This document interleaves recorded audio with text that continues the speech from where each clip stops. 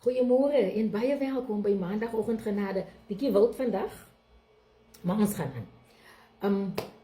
Vandag is eintlik 'n opvolg van episode 12. Omdat daar soveel vrae is oor hoekom moet ek aanhou om gehoorsaam te wees, aanhou om te vergewe na dieselfde ding en dieselfde seer of dieselfde persoon of situasie.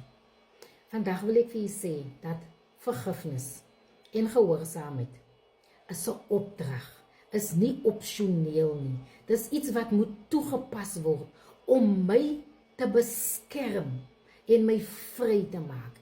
Daar is soveel in die woord om ons te help om deur dit te kom.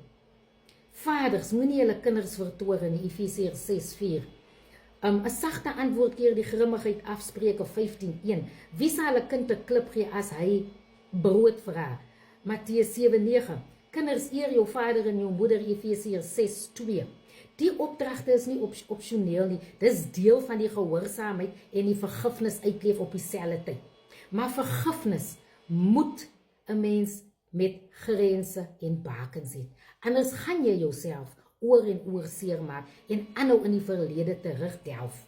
Onthou, tot selfs Jesus het mense vergewe, maar hy het hom onttrek aan diegene wat van sy vader se spoor wou ontspoor en uit die wil uit beweeg. So ons mag met ons grense, ons bakens, ons perke wat ons stel, met die gehoorsaamheid van die vergifnis, ons onttrek. En sê ons kan nie onsself weer in dieselfde situasie begewe oor en oor nie. Ons moet hom vergewe.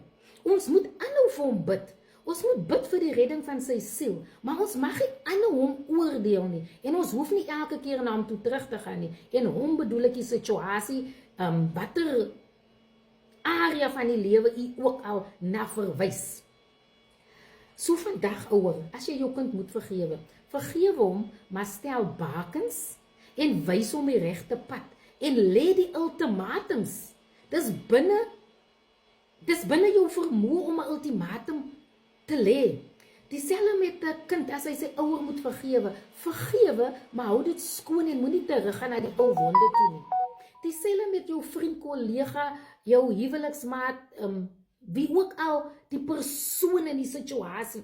Jy moet hom vergewe, maar jy moet nie toelaat dat hy jou vreugde en jou bekering uitput nie. Jy moet dinge in plek sit om dit te beskerm. Vergifnis is verpligtend.